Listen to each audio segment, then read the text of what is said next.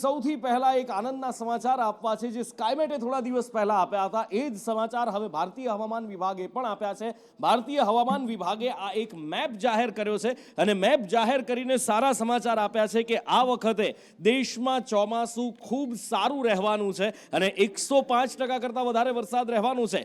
અલ્નીનોની અસર પણ આ વખતે નથી થવાની અને આજે મેપ જાહેર કરવામાં આવ્યો છે એમાં આજે પહેલી લાઈન દેખાઈ રહી છે જેમાં યલો છે, ઓરેન્જ છે અને ધીમે ધીમે ડાર્ક થતા એકદમ ડાર્ક ઓરેન્જ ભગવા રંગ સુધી જે રંગ જાય છે એ નોર્મલ કરતા એટલે કે સામાન્ય કરતા ઓછો વરસાદ। આ લીલા રંગની જે પટ્ટી દેખાઈ રહી છે ધીમે ધીમે ધીમે ધીમે ઘટ થઈ રહી છે એ સામાન્ય વરસાદ અને સામાન્ય કરતા વધારે વરસાદ એટલે આ વાયોલેટ કલરથી થઈ અને છેક બ્લુ કલર સુધી જે જાય છે એ વરસાદ છે। હવે ક્યાં કેવો વરસાદ છે એ થોડો સમજવાનો પ્રયત્ન કરીએ તો ગુજરાત માટે એક સારા સમાચાર છે કે ગુજરાતમાં સારો વરસાદ થવાની શક્યતા છે। આ જે વાયોલેટ કલર અહીંયા દેખાય છે એ જ આખા ગુજરાતમાં દેખાય છે ને વચ્ચે વચ્ચે થોડા પેચીસ દેખાય છે। આ બાજુ જો તમે જાઓ તો દ્વારકાથી લઈને છેક ઓખા સુધી અને જામનગરનો પટ્ટો અહીંયા આગળ આવે છે ત્યાં સામાન્ય કરતાં વધારે વરસાદ પણ વધુ સારો વરસાદ થઈ શકે છે। કચ્છ માટે થોડો વોર્નિંગ બેલ અમુક વિસ્તારોની અંદર છે કે કચ્છમાં અતિ ભારે વરસાદ આટલા જે એકદમ ડાર્ક સ્પોટ આ દેખાઈ રહ્યા છે 1 2 3 4 એ 4 ડાર્ક સ્પોટમાં એકદમ ભારે વરસાદ થઈ શકે છે। આ બાજુ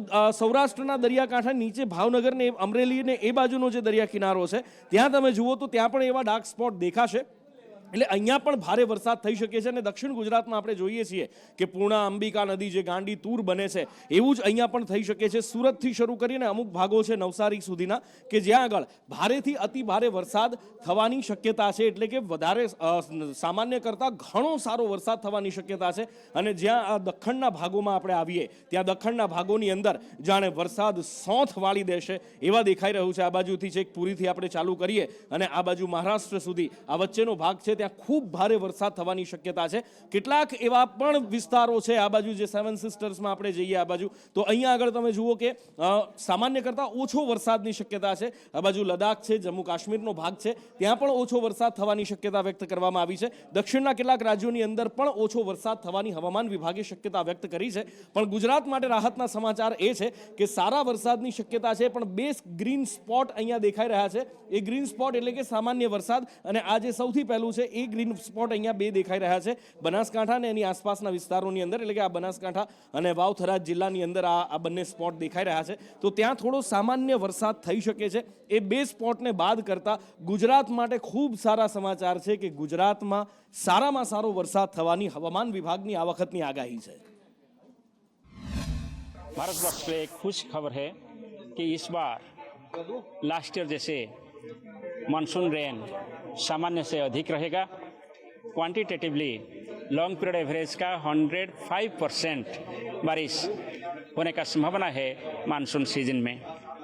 लॉन्ग पीरियड एवरेज होता है 87 सेंटीमीटर यानी 87 सेंटीमीटर की 105% बारिश होने का संभावना है और इसका मॉडल जो इसका एरर है ±5%। और पूरी भारतवर्ष का रेनफॉल का डिस्ट्रीब्यूशन देखें तो लगभग सभी जगह पर नॉर्मल से वो नॉर्मल रेनफॉल होने का पूर्वानुमान किया गया है। એટલે એક બાજુ સારા વરસાદના એંધાણ છે પણ એ તો વરસાદ આવશે ત્યારે આવશે કારણ કે અત્યારે તો ઉનાળો ચરમ ઉપર છે। એપ્રિલ મહિનો અડધો પૂરો થયો છે, હજી તો મે મહિનો કાઢવાનો છે, જૂન મહિનો અડધો કાઢવાનો છે અને ત્યાં સુધી શું હાલત થશે એ તો રામ જાણે। કારણ કે અત્યારે આ વિંડીનું જે અનુમાન બતાવી રહ્યું છે, વિંડીનું અનુમાન નહીં પણ અત્યારનું તાદ્રશ્ય ચિત્ર જે બતાવી રહ્યું છે સાંજે 5 વાગ્યાનું એ આખા દેશની અંદર તમે જુઓ લાલ ચોળ અને એમાં પણ ગુજરાતથી લઈને આ બાજુ રાજસ્થાન અને છેક પાકિસ્તાન અફઘાનિસ્તાન સુધી તમે જુઓ તો એકદમ લાલ ચોળ દેખાય છે। અને ગુજરાત માટે વિંડીનું અનુમાન શું કહે છે હવામાન વિભાગનું તો ખેર કહેવું છે જ કે 3 દિવસ ભયંકર ગરમીની શક્યતા છે। લૂ વાશે અને તાપમાન 2 થી 3 ડિગ્રી પણ ઊંચકાશે।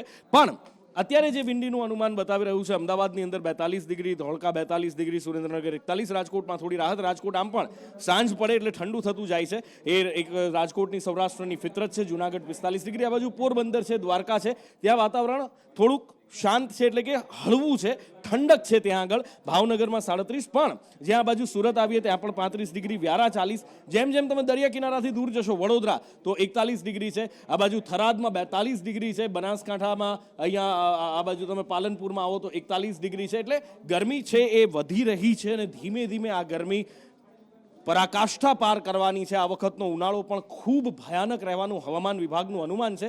અને જેમ જેમ આવતીકાલના 1-2 દિવસના આપણે અનુમાન જોઈએ તો આવતીકાલે અમદાવાદમાં 42 ડિગ્રી હાઈએસ્ટ જઈ શકે છે, આ બાજુ વિરમગામ 43 ડિગ્રી જઈ શકે છે. 2 થી 3 ડિગ્રીનો તાપમાનમાં વધારો થવાની હવામાન વિભાગે જે આગાહી કરી છે એ જ આગાહી અહીંયા પણ વિંડીના માધ્યમથી પણ દેખાઈ રહી છે. પરમ દિવસનું જે તાપમાન છે 43ને પાર જઈ શકે છે. આજે જો કે કંડલા છે એ 43 હાઈએસ્ટ હતું, પણ હવે આવનારા સમયની અંદર બીજા બધા શહેરોમાં પણ 42-43 ડિગ્રી જાણે સામાન્ય થઈ જશે એવું લાગે છે. એટલે એક સલાહ છે, એક સૂચન છે કે બપોરના સમયે જો બને તો બહાર નીકળવાનું ટાળજો. જો કોઈ ખાસ કામ ન હોય તો બહાર ન નીકળો, ને નીકળો તો આખી બાઈના કપડાં પહેરીને નીકળો. હાઇડ્રેટ રહો, શરીરને પાણી આપતા રહો, લીંબુ શરબત છે કે ORS છે એ બધાનું સેવન કરતા રહો, કારણ કે ગરમી માઝા મૂકવાની છે.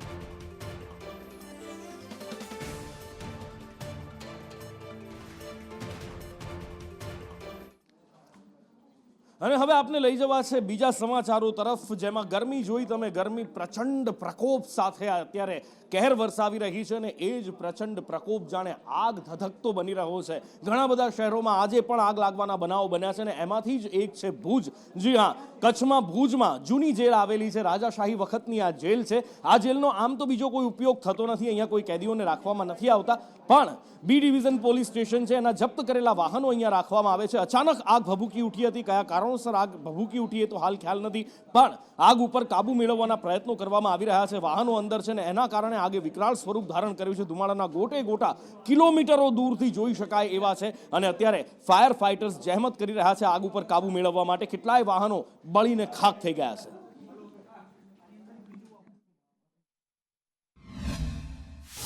ભુજમાં આવેલી જૂની જેલની અંદર આગ લાગવાની ઘટના બની છે. જો કે આ કયા કારણોસર લાગી છે તે હજુ સુધી સામે આવ્યું નથી, પરંતુ જોઈ શકાય છે તે પ્રમાણે આગની ઘટનાને પગલે હાલ ફાયર બ્રિગેડની ટીમ છે તે ઘટના સ્થળે પહોંચી છે. 3 જેટલા ફાયર ફાઇટર છે તેમના દ્વારા હાલ આગ પર કાબુ મેળવવાના પ્રયાસો હાથ ધરવામાં આવ્યા છે. જો કે આ રાજાશાહી વખતની સૌથી જૂની જેલ છે. છેલ્લા ઘણા સમયથી આ જેલનો કોઈ પણ જાતનો ઉપયોગ કરવામાં આવતો નથી, પરંતુ બી ડિવિઝન પોલીસ સ્ટેશન છે તેમના જે મુદ્દામાલમાં કબજે કરાયેલા વાહનો છે તે અહીંયા રાખવામાં આવે છે. જોઈ શકાય છે તે પ્રમાણે જેલની અંદર અત્યારે આગ લાગવાની ઘટના સામે આવી છે. ત્યારબાદ હાલ પોલીસ અને ફાયર બ્રિગેડના અધિકારીઓ પણ અહીંયા પહોંચ્યા છે. હાલ આગ પર કાબુ મેળવવાનો પ્રયાસ હાથ ધરવામાં આવ્યા છે.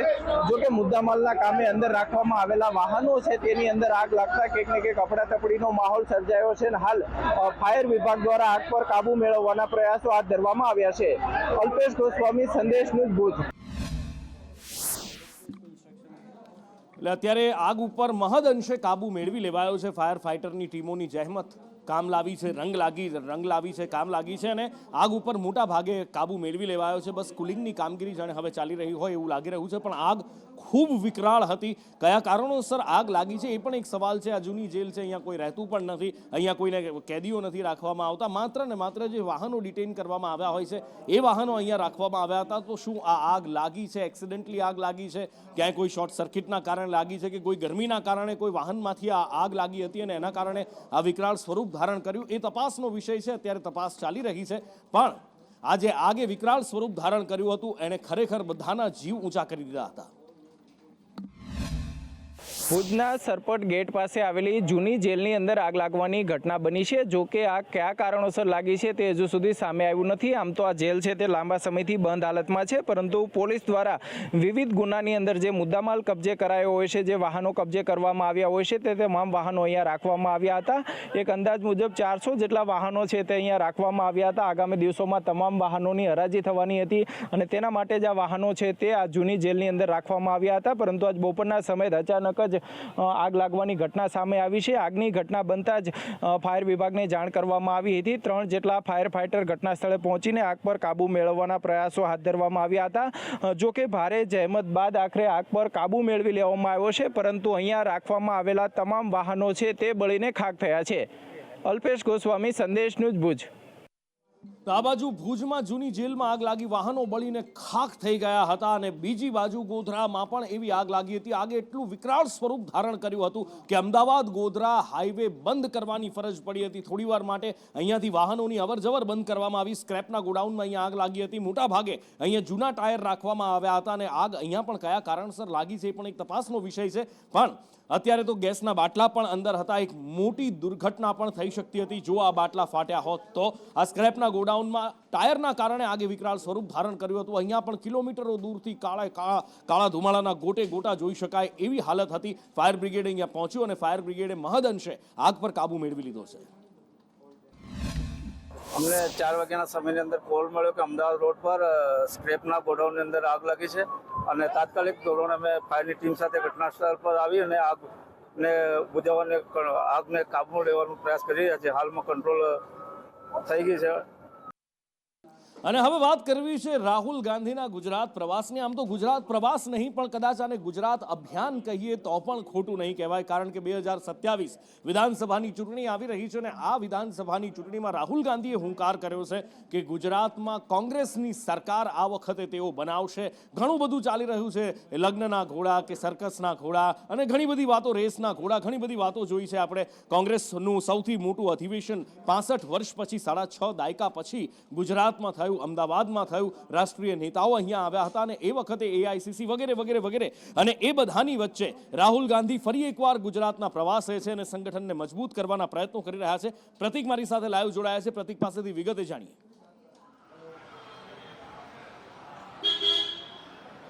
નુપુર 2017 બાદ ફરી એકવાર 2027માં ગુજરાતની કમાન રાહુલ ગાંધીએ સંભાળી છે અને એના જ ભાગરૂપે એક અઠવાડિયામાં બીજી વખત રાહુલ ગાંધી ગુજરાતની મુલાકાતે આવ્યા છે. આજથી આજે અને આવતીકાલ 2 દિવસ દરમિયાન રાહુલ ગાંધી ગુજરાતમાં રહેવાના છે અને ખાસ તો ગુજરાતમાં કોંગ્રેસનું સંગઠન મજબૂત કરવા માટે રાહુલ ગાંધી આ કવાયત કરી રહ્યા છે, જેના ભાગ રૂપે 181 જેટલા નિરીક્ષકોની નિમણૂક કરવામાં આવી. સાથે જ પીસીસી અને એઆઈસીસીના જે નિરીક્ષકો છે તેમને તેમના જિલ્લાના પ્રમુખોની નિમણૂક માટેનું એક કામ આપવામાં આવ્યું છે કે તમામ જિલ્લાઓમાં પ્રવાસ કરીને આ જે નિરીક્ષકો છે તેમણે જિલ્લા પ્રમુખોના નામ પસંદ કરવાના છે અને નામ પસંદ કર્યા બાદ આખરી જિલ્લા પ્રમુખ માટેની પસંદગી છે તે રાહુલ ગાંધી ખુદ કરશે. તેમની નિમણૂક રાહુલ ગાંધી કરી શકશે અને તેના જ માટે આવતીકાલે રાહુલ ગાંધી અરવલ્લીના મોડાસામાં કાર્યકર્તા સાથે સંવાદ કરવાના છે કે જ્યાં આગળ અરવલ્લી જિલ્લા પ્રમુખની નિમણૂક માટેની કવાયત હાથ ધરવામાં આવશે. એટલે કહી શકાય કે 2027 વિધાનસભાની ચૂંટણી માટે હવે રાહુલ ગાંધી ખુદ મેદાને આવ્યા છે અને ગુજરાતમાં કોંગ્રેસને મજબૂત કરવા માટે તેમણે આ કવાયત હાથ ધરી છે. હાલ અમદાવાદના કોંગ્રેસ પ્રદેશ કાર્યાલય પર એઆઈસીસીના નિરીક્ષકો તેમજ પ્રદેશ સમિતિના નિરીક્ષકો સાથેની બેઠક પૂર્ણ થઈ છે અને હવે રાહુલ ગાંધી કોર કમિટીના સભ્યો સાથે બેઠક એનેક્સી એટલે કે સર્કિટ હાઉસમાં કરવાના છે. આ બંને બેઠકો પૂર્ણ કર્યા બાદ રાહુલ ગાંધી તેમની હોટેલ પર કેટલાક સ્થાનિક નેતાઓ સાથે બેઠક કરશે. ત્યારબાદ આવતીકાલે મોડાસામાં રાહુલ ગાંધી કાર્યકર્તા સાથે સંવાદ કરવાના છે.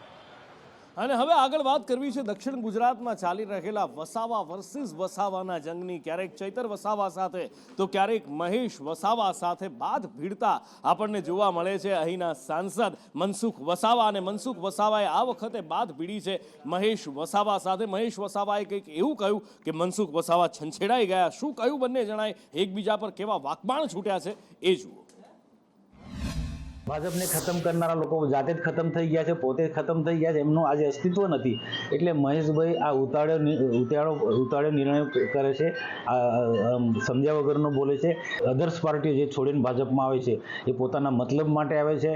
પણ એમાં ખરા ઉતર્યા નથી આ લોકો. જે વિકાસની વાત હતી એ પ્રમાણે અમે જે જોયું એમાં વિચારધારાથી અમારો કોઈ મેળ પડતો નથી. એમાં ઉતાવળ્યું તો કદાચ એમને એવું હશે કે મહેશભાઈ થોડો થોભે તો એમને હોદ્દો મળશે, પણ અમને કોઈ હોદ્દાની કઈ પડેલી છે નથી. ભાજપ જ્યારથી સત્તા પર આવ્યું ત્યારથી વિકાસ વિકાસ અને વિકાસ જ મંત્ર છે.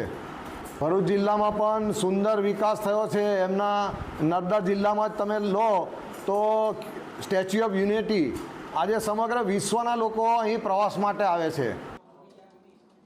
એક બાજુ રાજ્યમાં કાળઝાળ ગરમી છે, આગ લાગી રહી છે, રાજ્ય જાણે ધધકતો અગનગોળો બની ગયો હોય એવું લાગી રહ્યું છે. અને બીજી બાજુ વાતાવરણમાં પલટો આવ્યો છે, મોસમ બેઈમાન બન્યો છે. ધોમધકતી ગરમીમાં અમરેલી જિલ્લામાં ભિલોડા સહિતના વિસ્તારોમાં વરસાદ વરસ્યો છે. 2 દિવસ પહેલા સૌરાષ્ટ્રના કેટલાક વિસ્તારોમાં, ભાવનગર અને એની આસપાસના વિસ્તારોમાં પણ વરસાદ વરસ્યો હતો. ભર ઉનાળે માવઠું થયું છે અને આ માવઠાએ ખેડૂતોની ચિંતા વધારી છે. અરવલ્લી વિસ્તારની અંદર અત્યારે એક તરફ 40 ડિગ્રી તાપમાન છે અને બીજી બાજુ વરસાદના છાંટા પડી રહ્યા છે. આકાશમાં વાદળો ઘેરાઈ આવ્યા છે અને વાદળો વરસાદ વરસાવી રહ્યા છે. ખેડૂતોને મોટી ચિંતા, ખેડૂતોના પેટમાં ફાળ પડી છે, કારણ કે આ કમોસમી વરસાદ ખેડૂતોનું પનોત વાળી શકે છે. ઘણીવાર આપણે કહીએ છીએ ને કે તંત્ર આંધળું, બેરું, મૂંગું, પાંગળું થઈ ગયું છે, પણ એ કદાચ ક્યારેય આપણે પ્રત્યક્ષ રીતે જોવા નથી મળતું. હા, ક્યારેક કડવા અનુભવ થઈ જતા હોય, પણ એક સાથે હજારો લોકોને એનો પ્રત્યક્ષ અનુભવ થયો છે કે અમદાવાદનું તંત્ર આંધળું, બેરું, મૂંગું અને પાંગળું થઈ ગયું છે. કારણ કે કેટલાય દિવસથી નિકોલમાં પાણી ભરાય છે, ગોપાલ ચોકમાં. તમે હાલત તો જુઓ કે આ બાઇકના ટાયર ડૂબી જાય, ગાડીના ટાયર ડૂબી જાય, એટલા પાણી ભરાયેલા હોય, લોકોનું જીવવું દુશ્વાર થઈ ગયું હોય, આવા ગંધારા પાણીમાંથી નીકળવું પડતું હોય, ઘરે ઘરે માંદગીના ખાટલા ફેલાઈ ગયા હોય, પણ એમ છતાં આટલું મીડિયા બતાવે છે, સંદેશ ન્યૂઝે આ ઇનિશિયેટિવ લીધું, આટલું છાપામાં રોજ છપાય છે, પણ એમ છતાં પણ તંત્ર છે કે એને કોઈ ફરક નથી પડતો. લોકો હેરાન થતા હોય તો થાય, મોટી વાતો કરવાની કે અમે ગટરના પાઇપલાઇન માટેની મંજૂરી આપી દીધી છે, અમે આ કરી નાખ્યું છે, તે કરી નાખ્યું છે. કદાચ જો કોઈ નેતાને અહીંયા થોડા દિવસ રહેવા માટે મોકલી દેવાય ને તો ખબર પડે કે આમાં કેવી રીતે રહેવાય છે, કેવી રીતે જીવાય છે. 7 દિવસથી આ પ્રકારની વિકટ પરિસ્થિતિ, અધિકારીઓ પાસે પણ કોઈ ઉકેલ નથી. અધિકારીઓને એ પણ ખબર નથી કે કામ ક્યારે પૂરું થવાનું છે. જ્યારે પણ પૂછવામાં આવે તો અધિકારી એવું કહે છે કે 1 દિવસ લાગશે. કોર્પોરેટરને પૂછવામાં આવે તો કોર્પોરેટર એવું કહે છે કે આવતીકાલ સવારથી નહીં આવે. અને અમુક અધિકારીઓ એવા છે કે જે એવું કહે છે કે હજી સતત 1 મહિના સુધી આવું રહેશે. મતલબ એક પણ વ્યક્તિનું કોઈ પણ જાતનું સંગઠન નથી, કોઈને ખબર જ નથી કયા પ્રકારની પરિસ્થિતિ છે. જ્યારે અધિકારી સાથે વાત કરવામાં આવે તો એમને ખબર જ નથી કે આ પાણી નિકાલ શું છે. નથી વિલાસબેન અહીંયા આવ્યા, નથી બાબુભાઈ આવ્યા કે નથી બળદેવભાઈ આવ્યા. એક પણ વ્યક્તિ અહીંયા આવ્યા નથી. ઘરે બંધ કરીને જતા રહેવા છે, મોબાઈલ બંધ કરી દેવા છે. છેલ્લા 1.5 મહિનાથી આ પરિસ્થિતિ રોજ થાય છે. સવારમાં 9 વાગે આપણે જોબ ઉપર જવાનું હોય, કોઈ પણ ધંધે જવાનું હોય તો આની આ પોઝિશન હોય છે. સવારમાં કઈ રીતે અમારે આમાંથી નીકળવું, ગાડી પણ આમાં બંધ થઈ જાય એટલું પાણી હોય છે. છેલ્લા 2 દિવસથી બળદેવભાઈ એમ કહે છે કે રિંગ રોડનું કામ પૂરું થઈ જશે એટલે આ પાણીનો પ્રોબ્લેમ સોલ્વ થઈ જશે, પાણી નીકળશે નહીં, પણ હજી સુધી કોઈ આ પ્રોબ્લેમ સોલ્વ થયો નથી. આમાં ગરાગીમાં તો મેડમ વસ્તુ એવી છે કે હવે તો અમારે શું કરવું એ જ ખ્યાલ આવતો નથી. અને બીજા નંબરમાં વસ્તુ એવી છે કે અમારી પાસે 30% ગરાગી નથી રહી. બાકી તો કાયમ સવારમાં ઉઠીને આ જ પોઝિશન આવે છે અને કાયમ એવું કહેવામાં આવે છે કે કાલે નહીં આવે, પણ સવારમાં ઉઠીને તો દિવસ એ જ આવે છે અને કોઈ પણ જાતનું કોઈ વ્યક્તિ ધ્યાન જ દેતું નથી. સૌપ્રથમ પહેલાં આપણે અમારે રહીશોની માંગ એવી છે કે તમે એક આ પાણીનો નિકાલ કરો અને ટેક્સ બિલ અમે આ વખતે હવે ભરીશું નહીં, એનો અમે બહિષ્કાર કરીએ છીએ. ઉનાળો ચરમ ઉપર છે અને પાણીનો કકળાટ, પાણીની પારાયણ શરૂ થઈ ગઈ છે. ભલે દાવા કરવામાં આવતા હોય કે ઘરે ઘરે ચકલીઓ નખાઈ ગઈ છે, નળ ખોલો અને ઘરે પાણી આવશે, પણ એમ છતાં પણ પાણી માટે હજી પણ વલખા મારવા પડે છે ને એ પણ કોઈ અંતરિયાળ વિસ્તારની વાત નથી. આ તો વાત થઈ રહી છે વિકાસની હરણફાળ ભરતા મોટા શહેરોની. વડોદરાના સમા વિસ્તારની અંદર કેટલાય સમયથી પાણીની રામાયણ છે, પાણી નથી મળી રહ્યું. મહિલાઓ રણચંડી બની હતી અને પાણી માટે જ્યારે મહિલાઓ વિરોધ પ્રદર્શન કરવા નીકળવાની હતી તો એ વિરોધ થાય એ પહેલા જ એને કચડી નાખવામાં આવ્યો. આ મહિલાઓ સાથે ઝપાઝપી કરી રહી છે પોલીસ. આ મહિલાઓનો દોષ માત્ર એટલો છે કે એમનો હક માંગી રહી છે, પ્રાથમિક સુવિધા માંગી રહી છે. એ પ્રાથમિક સુવિધા જે ભારતનું બંધારણ સંવિધાન એમને આપે છે પણ એ એમના સુધી પહોંચતું નથી અને માત્ર સવાલ પૂછી રહી છે કે અમને આવો અન્યાય કેમ. તો પકડીને એમને પોલીસના ડબ્બામાં, કોઈ ગુનેગાર હોય, કોઈ ખૂંખાર આરોપી હોય, એમ પોલીસના ડબ્બામાં ભરીને એમની સાથે અમાનુષી વર્તન કરવામાં આવ્યું. પાણી માંગવાની આવી ભયાનક સજા, અને એ પણ ગુજરાત જેવા રાજ્યમાં બહુ મોટી નવાઈની વાત કહેવાય અને મોટું દુર્ભાગ્ય પણ. અને 9 થી 10 માં આવતું હતું તોય થોડોક આવતો હતો. અત્યારે તો બિલકુલ પાણીનો પોસ નથી. કેટલા સમયથી આ તકલીફ? 2 મહિનાથી. ફેબ્રુઆરીનો ટાઈમ, ફેબ્રુઆરીથી લઈને અત્યારે માર્ચ એપ્રિલ. કેટલી તકલીફ? ઉનાળામાં તો ફેબ્રુઆરીથી જ પ્રોબ્લેમ છે, તો ઉનાળામાં તો આવવાનો અત્યારે આવતું જ નથી. ઘેર એક દાડો છોડીને એક દાડે ટેન્કર આવે. જેના ઘેર જરૂર છે રોજ ટેન્કર આવે છે. તો તમારી પાસે આ પ્રદર્શન કરવા સિવાય કશો જ નહીં. અને વોર્ડ ઓફિસે બી નોટિસ પોકી ગઈ ફેબ્રુઆરીની વાતની, પણ કોઈ કોર્પોરેટર જોવા આવતા નથી. અને મારે કેવું છે કે કોર્પોરેટર આ જે બધો રસ્તો, આ બધી ગંદકી, આ બધું છે એ આ બધું કોર્પોરેટર એમના ઘર આગળ લઈ જાય તો એમના ઘર આગળ આ લોકોને પ્રોબ્લેમ થાય તો કોર્પોરેટરોને ખબર પડે. વડોદરા મહાનગર સેવા સદનના વોર્ડ 2માં સમા સ્પોર્ટ્સ કોમ્પ્લેક્સ સામે આવેલ મહાકાળી સોસાયટી, આમ્રપાલી સોસાયટી, સચ્ચિદાનગર, રાધાનગર, જેમાં વર્ષોથી પીવાના પાણીના પ્રશ્ન લોકો વારંવાર રજૂઆત કરે છે. અહીંયા સ્થાનિક જે પ્રતિનિધિઓ એટલે કે કોર્પોરેટરોને બી અહીંયાના સ્થાનિકોએ ઘણીવાર રજૂઆત કરી છે. સ્વયંભૂ નાગરિકોએ પોતે અરજીઓ કરી છે, પરંતુ અરજીના નિકાલના ભાગરૂપે કોઈપણ જાતના કાર્યવાહી થયા નથી. એટલે આજે સૌ ભેગા મળી અહીંયા શાંતિપૂર્વક રીતે વોર્ડ ઓફિસ જઈ અમે શું કહેવાય કે આવેદનપત્ર આપવા જઈ રહ્યા છે, જેથી મ્યુનિસિપલ પગપાળા આવેદનપત્ર આપવા જઈ રહ્યા છે, એટલે મ્યુનિસિપલ કમિશનર શ્રીને જાણકારી મળે કે આ લોકોની તકલીફ છે. લોકો પાણીનો ટેક્સ વર્ષે ભરે છે, પરંતુ એ પાણીના વળતર રૂપે જે એમને લાભ મળવો જોઈએ, કે પાણી મળવું જોઈએ, મળી નથી રહ્યું. આજે લોકો સ્વયંભૂ અહીંયા પોતાની રીતે આવ્યા છે અને અમે અહીંથી આવેદનપત્ર આપવા જઈશું.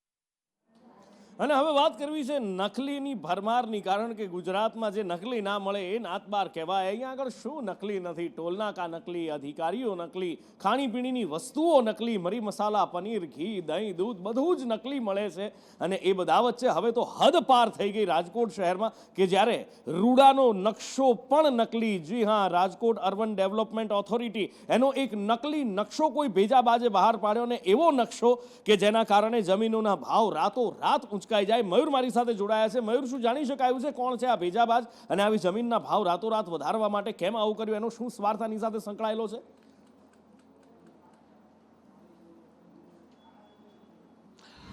નુપુર, રંગીલું રાજકોટ છે, એના અલગ અલગ પ્રકારના રંગો હોય છે, અને એમાં પણ જો જમીનની વાત કરી દઈએ તો રાજકોટની અંદર જમીન કૌભાંડ છે દર એક મહિને નવું સામે આવતું હોય છે. પરંતુ આ વખતે તો આખા રૂડાના સત્તામંડળને જ આ કૌભાંડની અંદર આવરી લેવાનો કારસો છે તે રચવામાં આવ્યો હતો. રૂડા એટલે કે રાજકોટ અર્બન એટલે કે શહેરી વિકાસ સત્તામંડળ છે, એમની અંતર્ગત આવતા જે વિસ્તારો છે તેની જમીનોના ભાવ ઉચકવા માટે અને આસપાસના ગામોને તેમાં સમાવીને તેના ભાવ ઉચકવા માટે કેટલાક લોકોએ કારસો કર્યો હતો, અને 24 ગામોનો એની અંદર સમાવેશ કરી નાખ્યો. એટલું જ નહીં, પરંતુ એનો આખો નકશો બહાર પાડી દીધો. નકશો સોશિયલ મીડિયાની અંદર ફરતો થઈ ગયો. એટલું જ નહીં, અનેક જમીનોના સોદા કરવાની તૈયારીઓ પણ કેટલાક લોકોએ કરી નાખી હતી. પરંતુ આ નકશો ફરતો મીડિયા સુધી આવ્યો હતો, ત્યારબાદ રૂડાએ આજે ખુલાસો કર્યો છે કે આ પ્રકારના એક પણ પ્રકારના નકશાઓ છે એ રૂડાએ બહાર નથી પાડ્યા. એક પણ પ્રકારના જે નવા ગામો છે તેનો સમાવેશ નથી કરાયો, અને ભવિષ્યમાં પણ આ પ્રકારનું કોઈ આયોજન નથી. કારણ કે આ પ્રકારના આયોજન કરવા માટે ઓછામાં ઓછું 7, 8 કે 10 વર્ષનો સમય લાગતો હોય છે, અને આવું કોઈ આયોજન વર્તમાનના સમયમાં નથી. એટલે કોઈ ભેજાબાજ અથવા તો એમ કહી શકાય કે જેમની જમીન રૂડાની સાથે એવા ગામોની અંદર પણ આવેલી છે, અથવા તો એને ખરીદીની તૈયારી કરી છે, એવા લોકોએ આ પ્રકારનો કારસો રચ્યો હતો, અને ત્યારબાદ આખો નકશો બહાર આવ્યો હતો. હજુ સુધી નામજોગ કોઈ ફરિયાદ દાખલ નથી થઈ, પરંતુ રૂડા મામલે પોલીસ ફરિયાદ દાખલ કરવાની વાત કરી રહ્યું છે, અને તેઓ એ પણ તપાસ કરી આવી રહ્યા છે કે રાજકોટની આસપાસના જેટલા પણ ગામોનો આ નકશાની અંદર સમાવેશ થયો છે, ત્યાં છેલ્લા 1 વર્ષ 6 મહિનાની અંદર જમીનના કેટલા સોદા થયા છે, કોણ તેમાં ઇન્વોલ્વ છે, કોને લાભ મળવાનો છે આ નકલી નકશાથી, આ બધી જ વસ્તુઓની તપાસ કર્યા બાદ તે વ્યક્તિ સુધી પહોંચવાની કોશિશ રૂડા દ્વારા કરવામાં આવશે. પરંતુ નુપુર, સૌથી મોટો સવાલ એ છે કે આવડો મોટો નકશો બની જાય, ગામના તળ તેમાં સમાવી લેવામાં આવે, અનેક જમીનો છે એ નકશાની અંદર દર્શાવી દેવામાં આવે, સોદા પડવાની કોશિશ કરવામાં આવે, આટલી બધી પ્રોસેસ થતું હોય ને આખું નકલી જ ચાલતું હોય, છતાં પણ તંત્રને ગંધ કેમ ના આવી, એ સૌથી મોટો સવાલ છે. અને આગળ વાત કરવી છે વડોદરાની. વડોદરાથી એક વ્યક્તિએ સલમાન ખાનને ધમકી આપી હતી. જી હા, સલમાન ખાનને ધમકી મળી હતી, અને જ્યારે એની તપાસ કરવામાં આવી તો એનો છેડો છેક વડોદરામાં નીકળ્યો. એક વ્યક્તિ વડોદરામાં કે જેણે સલમાન ખાનને ધમકી આપી હોવાનો ઘટસ્ફોટ થયો હતો, અને પોલીસનું કહેવું છે કે આ જે વ્યક્તિ છે જેણે સલમાન ખાનને ધમકી આપી છે એ વ્યક્તિ થોડો માનસિક રીતે પણ એને તકલીફ છે. એની સાથે પોલીસ એમ પણ કહી રહી છે કે સોશિયલ મીડિયામાં છવાવી જવા માટેનું પણ એને માથે એક ઘેલું સવાર રહેતું હતું, અને બની શકે આ જ કારણથી એને આવું કંઈક કર્યું હોય. ત્યારે અમે લોકો એ મયંક પંડ્યાને લોકેટ કરીને પોલીસ સ્ટેશન લાવ્યા હતા, અને એમની પ્રાથમિક એક પૂછપરછ કરી હતી. તો ધ્યાને એવું આવ્યું હતું કે આ મયંક પંડ્યાની ઉંમર અંદાજિત 25-26 વર્ષ જેવું છે, અને થોડુંક માનસિક રીતે બહુ વ્યવસ્થિત નથી, અને એમની સારવાર પણ ચાલી રહી છે. અને એમનો ફોનનો જ્યારે ડિટેલ વગેરે જોવામાં આવ્યું તો એ ધ્યાને આવ્યું કે આ ભાઈ જાતનો ઘણા સોશિયલ મીડિયા નેટવર્ક્સ ઉપર સક્રિય છે, અને ક્યારેય પણ કોઈ પણ વોટ્સએપ ગ્રુપમાં જ્યારે એમને ઇન્વિટેશન વગેરે મળતા હોય છે એ જોડાઈ જતા હોય છે, અને સોશિયલ મીડિયા ઉપર પ્રસિદ્ધિ પાવાનું પણ એ થોડું ચાહ રાખતા હતા. એ બધું વિગતો સાથે અમે લોકો મુંબઈ પોલીસે સંપર્ક કર્યા હતા, અને ગઈકાલ આ લોકોની ટીમ અહીંયા આવીને એમની વ્યવસ્થિત પૂછપરછ કરી હતી. એમનો મોબાઈલ કબજે લેવામાં આવ્યા હતા, અને એમને ફરી મુંબઈમાં પોતાના મેડિકલ ડોક્યુમેન્ટ સાથે રહેવા માટે નોટિસ આપીને મુંબઈ પોલીસ જતી રહી. એટલે આ એ વ્યક્તિ છે મયંક પંડ્યા કે જેણે મુંબઈ પોલીસે હાજર થવા માટે નોટિસ આપી છે. અલગ અલગ ગ્રુપમાં પણ એ સોશિયલ મીડિયા ગ્રુપમાં પણ એક્ટિવ રહેતો હતો, અને એ માનસિક રીતે બીમાર છે કે કેમ એની તો તપાસ થઈ જ રહી છે. પણ એની સાથે એક વાત જે સામે આવી છે કે સોશિયલ મીડિયામાં છવાઈ જવાનું ઘેલું એના માથે સવાર રહેતું હતું.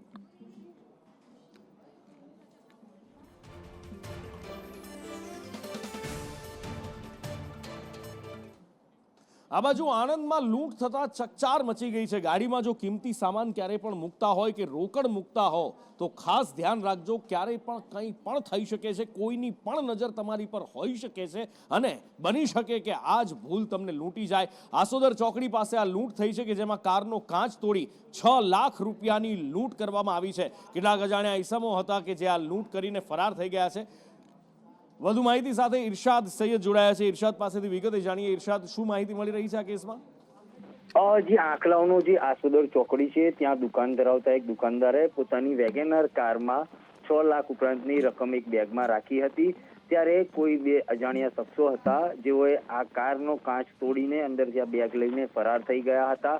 હાલ આ પોલીસ ઘટનાને લઈ ઘટના સ્થળ ઉપર પહોંચી ગઈ છે અને આજુબાજુ વિસ્તારના જે સીસીટીવી ફૂટેજ છે તેના આધારે તપાસ હાથ ધરી રહી છે અને જે દુકાનદાર છે તે આંકલાવ પોલીસ મથકે પોલીસ ફરિયાદ માટે પહોંચ્યા છે. જી, તમે નો પાર્કિંગમાં વાહન મૂક્યું હોય તો એ વાહન ટો થઈ જાય. કેમ આ થતું હશે? સ્વાભાવિક રીતે ભાઈ વ્યવસ્થા જળવાયેલી રહે, લોકો નો પાર્કિંગમાં વાહન મૂકતા બીવે એના માટે. પણ સુરતમાં નો પાર્કિંગમાંથી વાહન અથવા તો ગમે ત્યાં વાહન મૂક્યા હોય ત્યાંથી ઉપડી જવાનો લોકોનો આરોપ છે કે વ્યવસ્થિત મૂક્યું હોય વાહન તો પણ ઉપાડી જાય છે. અને ઉપાડી શેના માટે જાય છે? તોડ પાણી કરવા માટે. અમે નથી કહી રહ્યા, સુરતના એક જાગૃત નાગરિકની આ વાત છે જેમનું વાહન ટો કરવામાં આવ્યું અને ટો કર્યા પછી જે ખેલ ખેલવામાં આવ્યો, એ રૂપિયાનો ખેલ, એ ભ્રષ્ટાચારનો ખેલ, એ વ્યક્તિ એનું સ્ટિંગ ઓપરેશન કર્યું, એના મોબાઈલમાં કેદ કરી લીધું. સાંભળો કે આ જે કોન્ટ્રાક્ટના માણસો છે એ પોલીસ સાથે મળી અને કેવી રીતે આખું કૌભાંડ કરે છે. જોઈએ છે તો લઈ લો, તો એ પૂરા લાગશે. કેટલા ભરવા હોય તો ભરજો. કેટલા લાગે પૂરા? 500 અહીંયા ભરવા હોય તો ભરીને લઈ લો. પૂરા કેટલા લાગે? 650. 150 રૂપિયા ડ્રોઈંગ ચાર્જ તમારો લાગશે. 650 ટોટલ એમ કે 500 માં નાખી દો, છોડાવી દો. એ લઈ લો. બાકી તમે અંદર જેવા રસીદ માંગો તો પછી 150 હજુ લાગશે. એમને આ નકર કહેવાનું હતું આ ગાડી ચાવી કમ્પ્લીટ હતી, સમજી લો. નકર એમને ચાવી આખોની અંદર ચોરાઈ જાય ગાડી. એમ પણ લેવાનું હતું, 1 જ મિનિટનું કામ હતું ખાલી. દવા સાહેબે ડોક્ટર સાહેબ મંગાવ્યું હતું, ટ્રીટમેન્ટ ચાલુ હતી. એમ રસીદ આમાં નહીં આવે ને. આજે ને આજે ઉપડી જાય ગાડી, અહીંયા આવે પાછી તો મને મળજો, મેં એમ જ આપી દઉં. કેમ આજે ને આજે ડબલ વાર જો ના ના બીજી વાર થોડું આ મારી લાઈફમાં આ મારી લાઈફ કહી જાય તો અકસ્માત કેવું છું, કદાચ પાછી ઉચકાઈ જાય તો મને મળજો, મેં તમને દંડ ના ભરવા દો. અને રસીદ દેવી હોય તો 650 થાય ને. આમાં રસીદ વગરના 500. એમાં શું છે કહેવાનું, આ મારી લાઈફમાં પહેલી વાર મારું ભરવા આવ્યો, સમજો. સુરતમાં 2000 વાર ઉપડી જાય ને તો અહીંયા બહાર મળી લેવાનું, અંદર તમારો 150 વધારે જાય. હા મને કે તમે 600 રૂપિયા આપો, 600 રૂપિયા મેં સ્લીપ આપો કે તો 500 રૂપિયા આપો વગર સ્લીપ. એમ મારે સ્લીપ જોતી હોય તો 650 રૂપિયા ભરવાના. આ રીતે વેટ દરવાજા પાસે અંદર પૈસા લઈ અને પબ્લિક પાસેથી લૂંટે છે અને સરકારના પૈસા જતા નથી. એક મુદ્દો અત્યારે રાજ્યની અંદર જબરજસ્ત ચર્ચાઈ રહ્યો છે, ચર્ચાના એરણે છે, ગરમ મુદ્દો છે અને એ મુદ્દો છે ધર્માંતરણનો મુદ્દો. ને એમાં પણ ખાસ તો દક્ષિણ ગુજરાતના જે આદિવાસી બેલ્ટના લોકો છે એમને ખોટી રીતે ધર્માંતરિત કરવામાં આવતા હોવાના વટાળ વૃત્તિનો મોરારી બાપુ પણ એમની કથામાં આ વાત કહી ચૂક્યા છે, નેતાઓ પણ કહી ચૂક્યા છે. પછી હર્ષ સંઘવી હોય, પ્રફુલ્લ પાનસેરિયા હોય, એમના દ્વારા પણ કહેવામાં આવ્યું છે. પણ આ બાજુ આદિવાસી સમાજના લોકો દ્વારા તંત્રનો વિરોધ કરવામાં આવ્યો છે. કેટલીક જગ્યાએથી ક્રોસ હટાવવામાં આવી રહ્યા હતા અને એ વખતે ધરમપુરમાં, વલસાડમાં રેલી કાઢી અને પ્રાંત અધિકારીને આવેદન આપવામાં આવ્યું છે. આદિવાસી સમાજના લોકો ખ્રિસ્તી ધર્મ પણ પાળે છે, હિન્દુ ધર્મ પણ પાળે છે અને ઘણા લોકો મુસ્લિમ ધર્મ પણ પાળે છે. આદિવાસી પ્રકૃતિ પૂજક છે અને અમારા વિસ્તારમાં ઘણા સમયથી જનજાગૃતિ ન હતી. અમારા વિસ્તારમાં પણ ધર્માંતરણ થાય છે એવું નથી.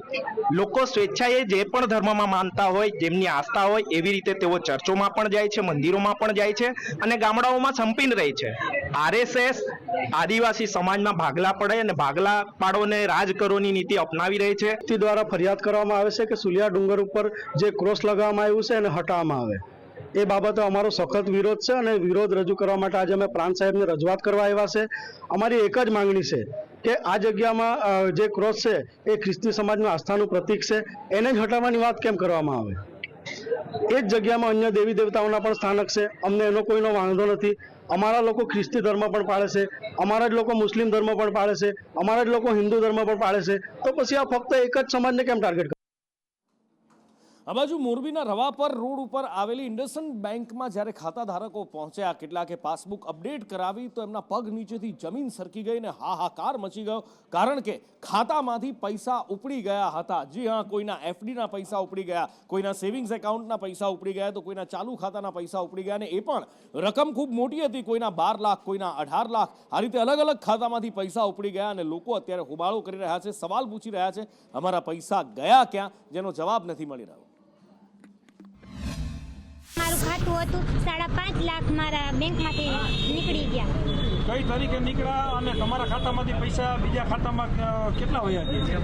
8 લાખ રૂપિયા 8 તારીખે મારા રૂપિયા વયા ગયા, 8 તારીખે વયા ગયા અને 4 ખાતામાં ટ્રાન્સફર થઈ ગયા. એ કેવી રીતે ટ્રાન્સફર થયા? તમે ઓનલાઈન બેન્કિંગ કઈ વાપરતા હતા? ના, ઓનલાઈન બેન્કિંગ યુઝ નથી કરતા, એટીએમ કાર્ડ યુઝ નથી કરતા, છતાંય મારા બેંકમાંથી વયા ગયા. મારે 8/4/2025 ના દિવસે ફ્રોડ થયું, 12.5 લાખ રૂપિયાનું ફ્રોડ થયું અને 2 વાગે બેંકમાંથી ફોન આવ્યો કે તમારા ખાતામાં ફ્રોડ થયું છે અને 2 ને 65 જમા રહ્યા, એકારે 15 લાખની એફડી તોડી અને મારા ખાતામાં ટ્રાન્ઝેક્શન કરીને બીજાના ખાતામાં નાખી દીધું. મેં કોઈ નેટ બેન્કિંગ કાંઈ યુઝ કર્યું નથી અને આ લોકોએ 2 વાગે જાણ કરી અને બેંકમાંથી કોઈ એવો રિસ્પોન્સ ન મળ્યો કે તમારે ક્યાં ફરિયાદ કરવાની, શું કાંઈ. ઇન્ડસ બેંકમાંથી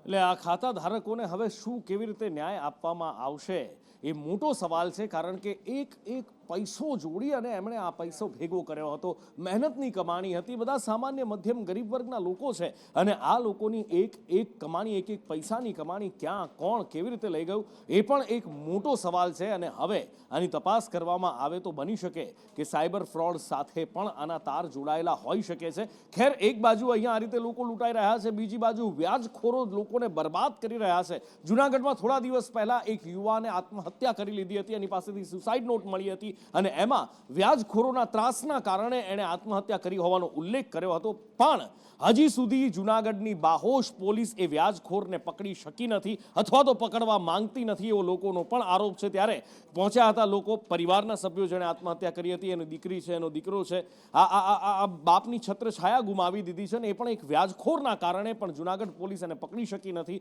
અને માટે જ એસપીને રજૂઆત કરી આવેદનપત્ર આપવામાં આવ્યું હતું અને આવા વ્યાજખોરો ઉપર કડકમાં કડક કાર્યવાહી કરવા માટે એમણે રજૂઆત કરી છે, વિનંતી કરી છે કે જેથી કરીને બીજા વધારે પરિવારોના માળા ન વિખાય. અમારા સમાજમાં વ્યાજના ચક્રમાં ફસાવી અને અમારા એક નવયુવાન જેને મરવા મજબૂર કર્યો છે, તે બદલ અમે એસપી કચેરી, કલેક્ટર સાહેબ, ડીએસપી સાહેબને આવેદનપત્ર આપવા છે કે અમને તાત્કાલિક એ લોકોની ધરપકડ થાય અને યોગ્ય અમને ન્યાય મળે. તે સાથે અમે આખો સમાજ, ઇતર અન્ય સમાજ પણ અમારી સાથે જોડાયેલ છે. મારા જમાઈ છે, એને ઓલાથી ત્રાસથી એને ઓલા કર્યા છે, વ્યાજથી ને, એટલે એને 2 છોકરો એના ઘરવાળી મૂકી, ઈ મરી ગયા છે અને અત્યારે અમે બધાને હાચવીએ છીએ. ના સરકાર નથી એવું કરતી, જવાબ દેતી, એટલે અમારે બધાને આવવું પડ્યું. અમારે ન્યાય જોઈએ છે, એની ધરપકડ જોઈએ અમારે એની.